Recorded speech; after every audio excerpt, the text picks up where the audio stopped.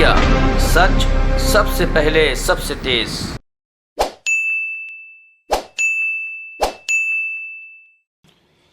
नमस्कार।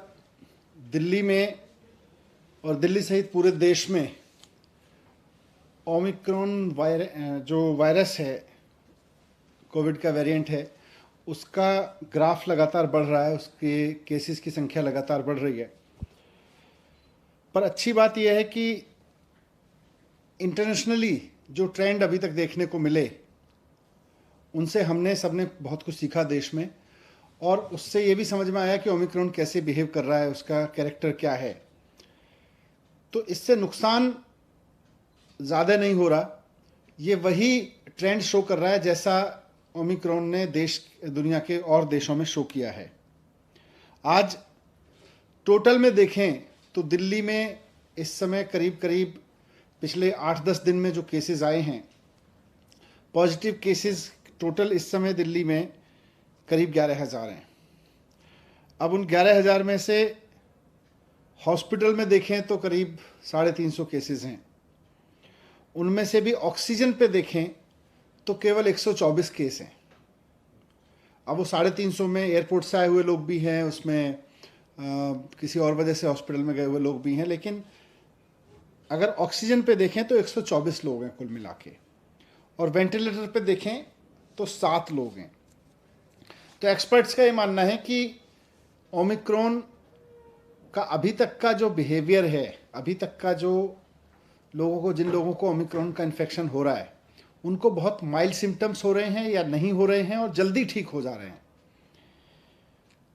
लेकिन फिर भी अगर लोगों को कोविड हो रहा है तो खतरा तो है, इसलिए इससे बच के रहना भी ज़रूरी है। और बच के रहने का सबसे बढ़िया तरीका है कि हम पूरी तरह से सेफ्टी रखें, हमेशा मास्क लगाएं बाहर निकलें तो, और जब भी भीड़ भाड़ में रहें तो मास्क लगा के रहें। होम आइसोलेशन इसका सबसे बढ़िया सॉल्यूशन है कि अगर किसी को कोविड हो जाता है और कोई सिम्टम नहीं है तो सारे एक्सपर्ट्स का ये मानना है कि होम आइसोलेशन ही रहना चाहिए। हॉस्पिटल केवल तभी जाएं जब आपकी ऑक्सीजन लेवल लगातार डिप हो रही हो या आपको कोई परेशानी हो, तो आज भी एक्सपर्ट्स ने यही बात दोहराई। लेकिन बढ़ते हुए केसेस को देखते हुए सरकार भी इस बात को लेकर चिंतित है कि ये बहुत तेज़ी से ना फैले, इसको जितना नियंत्रित किया जा सके, क्योंकि इसकी कोई डायरेक्ट दवाई तो है नहीं, तो इसको जितना हम नियंत्रित कर सकें, इसके बढ़ने की स्पीड को जितना हम नियंत्रित कर सकें, उतना हम इसको ठीक से मैनेज कर सकते हैं। तो इसलिए आज डीडीएमए की बैठक में सरकार ने कुछ फैसले लिए। उसमें सबसे इम्पॉर्टेंट है कि दिल्ली में सैटरडे और संडे को यानी वीकेंड्स पर अब कर्फ्यू रहेगा। तो लोगों से अपील है कि कर्फ्यू के दौरान बाहर ना निकलें, बहुत ज़रूरी होने पर हॉस्पिटल या कोई बहुत एसेंशियल ज़रूरत पर ही बाहर निकलें, लेकिन सैटरडे संडे को कर्फ्यू का पालन करें, घर में रहें, वर्क फ्रॉम होम करें या परिवार के साथ बैठें। दूसरा, केसेस ना बढ़ें, इसलिए ये भी फैसला लिया गया कि जितने भी गवर्नमेंट ऑफिसेज हैं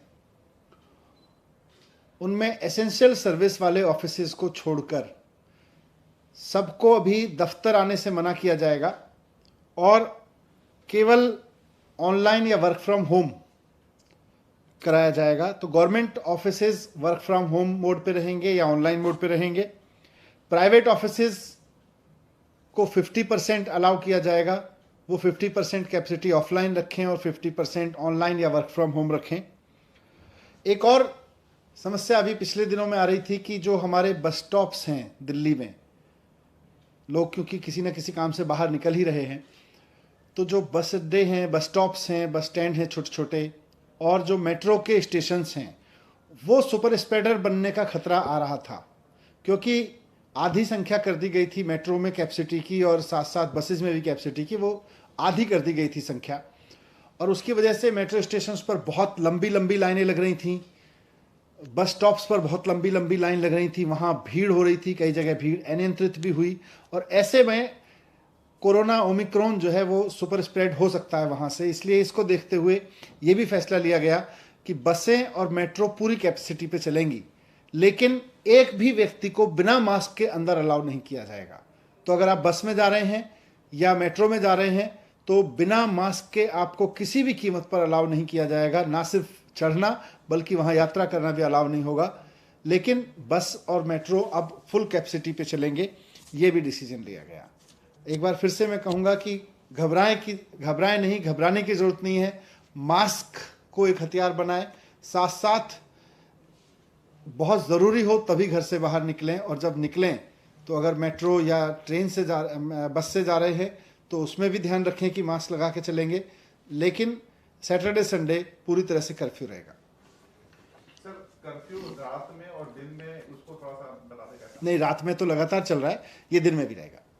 और इसमें एसेंशियल सर्विसेज के लिए किन किन कैटेगरी को आप लोग? एसेंशियल सर्विसेज पहले से पिछले दो साल से लगभग चल रहा है, तो खाने से लेके और मेडिकल से लेके और पुलिस और इस तरह की जितनी भी चीज़ें हैं एसेंशियल सर्विस में, इमरजेंसी सर्विसेज में, फूड आइटम्स, सब्जी और ये सब को नहीं रोका जाए।